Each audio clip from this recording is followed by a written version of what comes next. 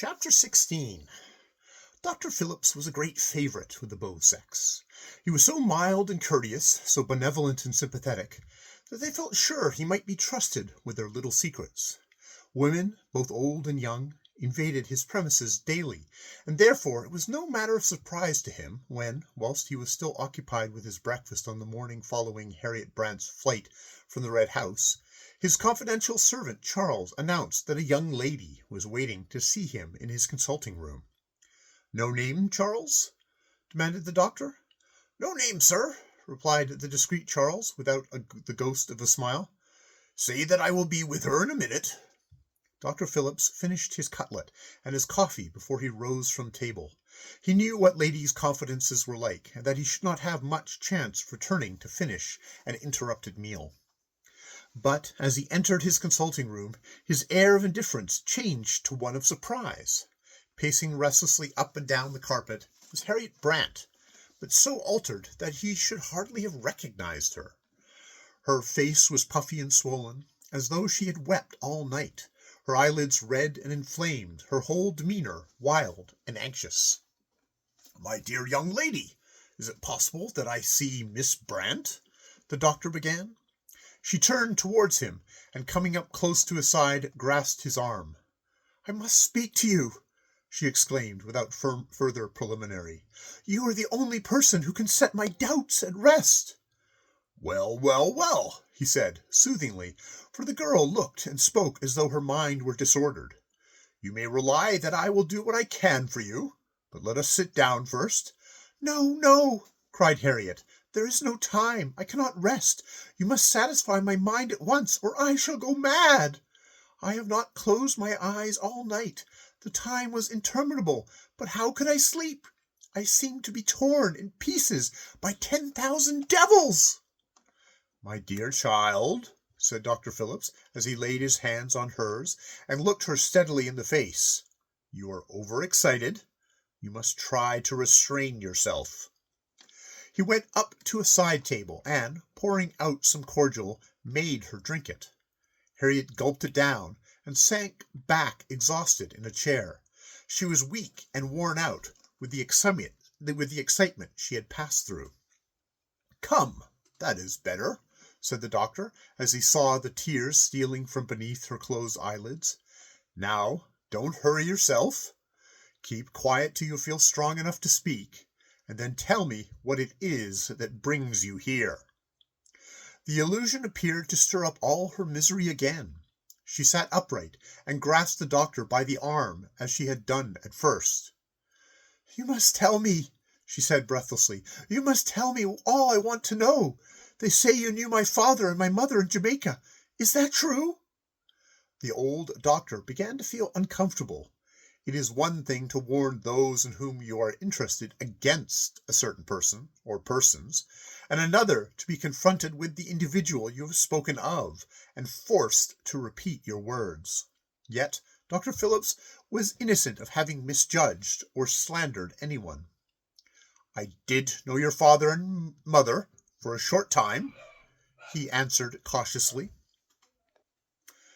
"And were they married to each other?" "My dear young lady, what is the use of dragging up such questions now?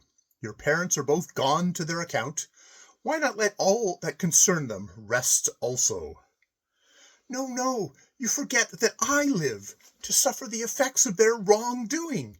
I must know the truth. I will not leave the house until you tell me. Were they married? Am I a bastard?" "If you insist upon knowing, I believe they were not married. At least it is the general opinion in the island. But would not Mr. Tarver be the proper person to inform you of anything which you may wish to know?" Harriet seized his hand and carried it to her forehead. It was burning hot. "Feel that!" she exclaimed. "And you would have me wait for weeks before I could get any satisfaction from Mr. Tarver, and not then, perhaps. Do you think I could live through the agony of suspense? I should kill myself before the answer to my letter came. No, you are the only person that can give me any satisfaction. Madame Goblet told me to ask you for the truth, if I did not believe her."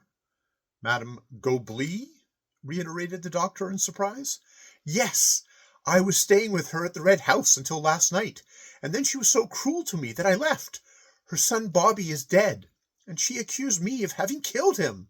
She said that my father was a murderer and my mother a negress, that they were both so wicked that their own servants killed them, and that I have inherited all their vices. She said it was I who killed Mrs. Pullen's baby, and that I had vampire blood in me, and should poison everyone I came into contact with. What does she mean? Tell me the truth, for God's sakes, for more depends upon it than you have any idea of. Madame Gobli was extremely wrong to speak in any such a manner, and I do not know on what authority she did so. What can she know of your parents or their antecedents? But you, cried Harriet feverishly, what do you say? Dr. Phillips was silent. He did not know what to say. He was not a man who could tell a lie glibly, and appeared as if he were speaking the truth. Patients always guessed when he had no hope to give them, however. Patients always guessed when he had no hope to give them, however soothing and carefully chosen his words might be. He regarded the distracted girl before him for some moments in compassionate silence, and then he answered, I have said already that if a daughter cannot hear any good of her parents, she better hear nothing at all. Then it is true. My father and mother were people so wicked and so cruel that their names are only fit for execration. If you could have said a good word for them, you would. I can read that in your eyes. The purity and charity of your own life can do much to wipe out the stain upon theirs, said the doctor. You have youth and money and the opportunity of doing good. You may be as beloved as they were hated, interposed the girl. I understand you perfectly. But what about my possessing the fatal power of injuring those I come in contact with? What truth is there in that? Answer me, for God's sake. Have I inherited the vampire's blood? Who bequeathed to me that fatal heritage? My dear Miss Brant, you must not talk of such a thing. You are alluding only to a superstition. But have I got it, whatever it may be? Persisted Harriet. Have I anything to do with the baby's death, or with that of Bobby Bates? I love them both. Was it my love that killed them? Shall I always kill everybody I love? I must know. I will. Miss Brant, you have now touched upon a subject that is little thought of or discussed amongst medical men, but that is undoubtedly true. The natures of persons differs very widely. There are some born into this world who nourish those with whom they are associated. They give out their magnetic power, and their families, their husbands or wives, children and friends, feel the better for it. There are those, on the other hand, who draw from their neighbors, sometimes making large demands upon their vitality, sapping their physical strength, and feeding upon them, as it were, until they are perfectly exhausted and unable to resist disease. This proclivity has been likened to that of the vampire bat, who is said to suck the breath of its victims. And it was undoubtless to this fable that Madame Gobli alluded when speaking to you. But have I got it? Have I got it? The girl demanded eagerly. The doctor looked at her lustrous, glowing eyes, at her parted, feverish lips, at the working hands clasped together, the general appearance of excited sensuality, and thought it was his duty to warn her, at least a little, against the dangers of indulging such a temperament as she unfortunately possessed. But, like all medical men, he temporized. I should have certainly say that your temperament was more of the drawing than the yielding order, Miss Brant. But that is not your fault, you know. It is a natural organism. But I think it is my duty to warn you that you are not likely to make those with whom you intimately associate stronger either in mind or body. You will always exert a weakening and debilitating effect upon them, so that after a while, having sapped their brains and lowered the tone of their bodies, you will find their affection or friendship for you visibly decrease. you will have, in fact, sucked them dry. So, if I may venture to advise you, I would say, if there is any one person in the world with whom you most desire to benefit and retain the affection of, let that be the very person from whom you separate as often as possible. You must never hope to keep anyone near you for long without injuring them. Make it your rule through life never to cleave to any one person altogether, or you will see that person's interest in you wax and wane until it is destroyed. And what if I marry? Asked Harriet in a strained voice. If you insist upon my answering that question, I should advise you seriously not to marry.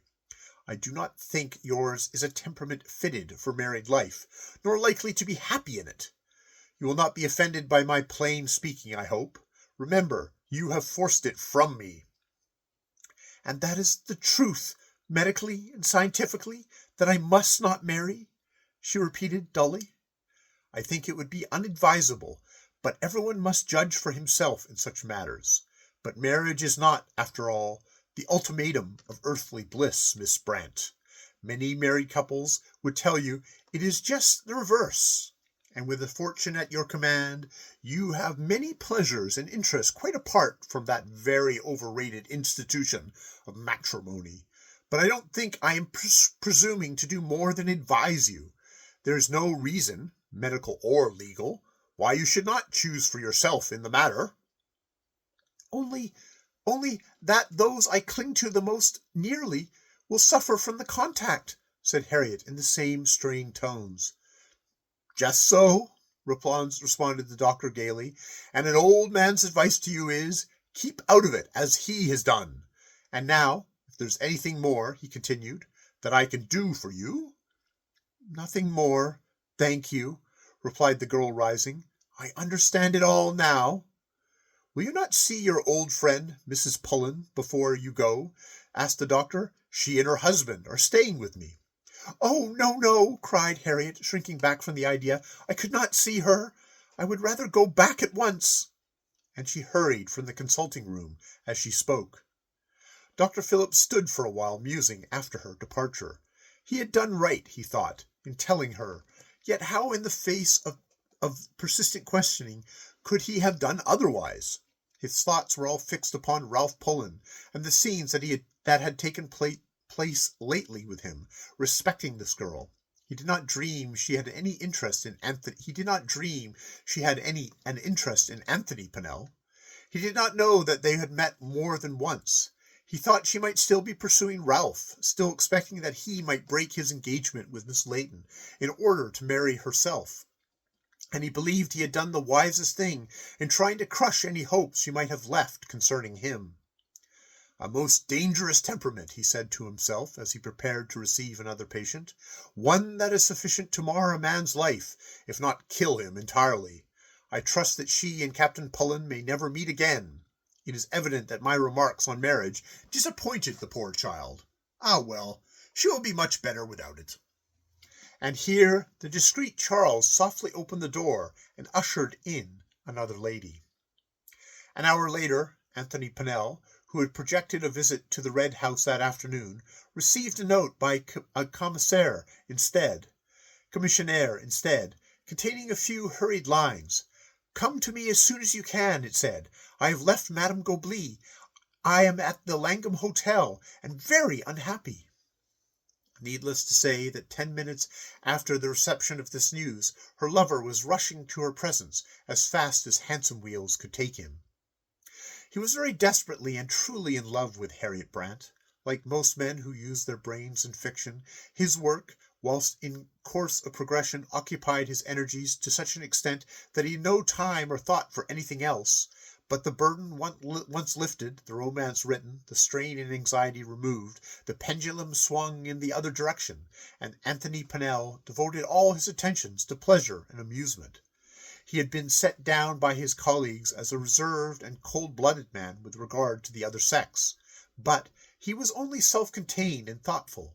He was as warm by nature as Harriet herself, and once sure of a response, could make love with the best, and as he flew to her assistance now, he resolved that if anything unpleasant had occurred to drive her from the Red House and launch her friendless on the world, he would persuade her to marry him at once, and elect him her protector and defense. His fair face flushed with anticipation as he thought of the joy that it would be to make her his wife, and take her far away from everything that could annoy or harass her. Having arrived at the Langham and flung a double fare to the cab-driver, he ran up the high staircase with the light step of a boy, and dashed into Harriet's private room. The girl was sitting, much as she had done since returning from her interview with the doctor, silent, sullen, and alone, at war with heaven and destiny, and all that had conducted to blight the brightest hopes she had ever had. "Hallie, my darling, why is this?" exclaimed Pennell, as he essayed to fold her in his arms, but she pushed him off, not unkindly, but with considerable determination. "Don't touch me, Tony. Don't come near me. You had better not. I might harm you." "What is the matter? Are you ill? If so, you know me too well to imagine that I should fear infection." No, you do not understand," replied Harriet, as she rose from her seat and edged further away from him. "But I am going to tell you it all. It is for that I sent for you." Then, waving him from her with her hand, she related the whole story to him, what the Baroness had accused her of, and what Dr. Phillips had said in confirmation of it, only that morning. Pennell had heard something of it before, through Margaret Pullen, but he paid no attention to it, and now when Harriet repeated it in detail, with swollen eyes and quivering lips, he laughed the idea to scorn. "Pooh! Nonsense! I don't believe a word of it," he exclaimed. "It is a parcel of old women's tales. Philip should be ashamed of himself to place any credence in it, far more to repeat it to you.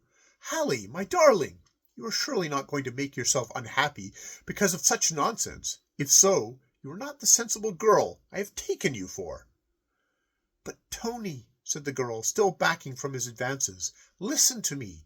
It is not all nonsense. Indeed, I know for myself that it is true. Having been shut up for so many years in the convent dulled my memory for what went before it. But it has all come back to me now.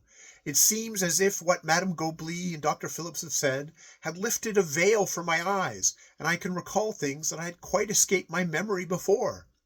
I can remember now hearing old Pete say that when I was born I was given to a black wet nurse, and after a little while she was taken so ill they had to send her away and get me another, and the next one died. Pete used to laugh and call me the puma's cub, but I didn't know the meaning of it then. And, oh, stop a moment, Tony, till I've done. There was a little white child. I can see her so plainly now. They called her little Caroline, and I think she must have belonged to the planter who lived next to us, and I was very fond of her. I was quite unhappy when we did not meet, and I used to creep into her nursery door and lie down in the cot beside her. Poor little Caroline! I can see her now, so pale and thin and wan she was. And one night I remember her mother came in and found me there and called to have her husband to send the Brant bastard back to Helvita. I had no idea what she meant, but I cried because she sent me home, and I asked Pete what a bastard was, but he would not tell me, and," went on Harriet in a scared tone, "little Caroline died. Pete carried me on his shoulders to see the funeral, and I would not believe that Caroline could be seen in the narrow box, and I struck Pete on the face for saying so." "Well, my darling, if you did, are these childish reminiscences to come between our happiness? What should they distress you, Hallie? Madame Goblet's insolence must have been very hard to bear, I acknowledge that, and I wish I had been by to prevent it. But you must make excuses for her. I suppose that poor creature was so mad with grief that she did not know what she was saying. But you need never see her again, so you must try to forgive her." "But, Anthony, you do not understand me. What the Baroness said was true. I see it now. I killed Bobby." "My dearest, you are raving. You killed Bobby? What utter folly! How could you have killed Bobby?" Harriet passed her hand wearily across her brow, as if she found it too hard to make her meaning plain. "Oh, yes, I did. We were always together, in the garden or the house, and he used to sit with his head on my shoulder and his arm round my waist. I should not have allowed it. I should have driven him away. But he loved me, poor Bobby, and it will be the same, Dr. Phillips says, with everybody I love. I shall only do them harm. Hallie, I shall begin to think in another moment that you are ill yourself, that you have a fever or something, and that it is affecting your brain. There was a sister at the convent, Sister Theodosia, who was very good to me when I first went there," continued the girl in a dreamy voice, as if she had not heard his words, "and she used to sit with me upon her lap for hours together, because I was sad. But she grew ill, and they had to send her away up the hill, where they had their sanatorium. That made the 4th in Jamaica." "Now, I will not have you talk any more of this nonsense," said Pennell, half annoyed by her perseverance, "and to prove to you what a little silly you are, to imagine that everyone who falls ill or dies or comes within the range of your acquaintance owes it to your influence. Tell me how it is that your father and mother, who must have lived nearer you than anyone else, did not fall sick and die also." "My parents saw less of me than anybody," replied Harriet sadly. "They were ashamed of their bastard, I suppose. But old Pete loved me, and took me with him everywhere. And he didn't get sick," she concluded with a faint smile. "Of course not. See what rubbish you have been talking, making yourself and me unhappy for nothing at all. So now let me take you in my arms and kiss the remembrance of it away." He was about to put his suggestion into execution, but she still shrank from him. "No, no, indeed you must not. It is all true. I cannot forget Olga Bremont, and Mrs. Pullen, and the baby, and poor Bobby. It is true, indeed it is, and I have been accursed from my birth." And she burst into a torrent of passionate tears. Pennell let her expend some of her emotion before he continued. "Well, and what is to be the upshot of it all?" "I must part from you," replied the girl. Indeed, I must. I cannot injure you as I have done others. Dr. Phillips said I was not fit for marriage, that I should always weaken and hurt those whom I loved most, and that I should draw from them, physically and mentally, until I had sapped all their strength, that I have the blood of the vampire in me, the vampire that sucks its victim's breath until they die." "Dr. Phillips be damned!" exclaimed Pennell. "What right has he to promulgate his absurd and untenable theories, and to poison the happiness of a girl's life with his folly? He is an old fool, a dotard, a senseless ass, and I shall tell him so. Vampire be hanged, and if it were the truth, I for one should not wish for a sweeter death. Come along, Hallie, and try your venom upon me. I'm quite ready to run the risk." He held out his arms to her again as he spoke, and she sank on her knees beside him. "Oh, Tony, can you not read the truth? I love you, dear. I love you. I never loved any creature in this world before I loved you. I did know that it was given to mortals to love so much, and my love has opened my eyes. Sooner than injure you, whom I would die to save from harm, I will separate myself from you. I will give you up. I will live my lonely life without you. I could do that, but I can never consent to sap your manhood and your brains, which do not belong to me, but to the world, and see you wither like a poisoned plant, the leaves of which lie discolored and dead upon the garden path." Never in the course of their acquaintanceship had Harriet Brant seemed so sweet, so pathetic, so unselfish to Anthony Pennell as then. If he had resolved not to resign her from the first, he did so 1,000 times more now. He threw his arms around her kneeling figure, and lowered his head until it lay upon the crown of her dusky hair. My darling, my own sweet girl," he murmured, "our destinies are interwoven forever. No one and nothing shall come between us. You cannot give me up unless you have my consent to do so. I hold your sacred promise to become my wife, and I shall not release you from it." "But if I harmed you?" she said fearfully. "I do not believe in the possibility of your harming me," he replied. "But if I am to die, which is what I suppose you mean, I claim my right to die in your arms. but whenever it happens, you will have neither hastened nor retarded it." "Oh, if I could only think so," she murmured. "You must. Why cannot you trust my judgment as much as that of Madame Goblet or old Phillips, a couple of mischief-makers? And now, Hallie, when shall it be?" "When shall what be?" she whispered. "You know what I mean as well as I do. When shall we be married? We have no one to consult but ourselves. I am my own master, and you are alone in the world. These things are very easily managed, you know. I have but to go to the Doctor's Commons for a special license to enable us to be married at the registrar's office tomorrow. Shall it be tomorrow, love?" "Oh, no, no, I could not make up my mind so soon." "But why not? Would you live in this dull hotel all by yourself, Hallie?" "I do not know. I am so very unhappy. Leave me, Anthony. For God's sake, leave me, whilst there is time. You do not know the risk you may be running by remaining by my side. How can I consent to let you, whom I love like my very life, run any risk for my sake? Oh, I love you, I love you!" cried the impassioned girl, as she clung tightly to him. "You are my lord and master and my king, and I will never, never be so selfish as to harm you for the sake of my own gratification. You must go away. Put the seas between us. Never see me, never write or speak to me more. Only save yourself, my beloved. Save yourself."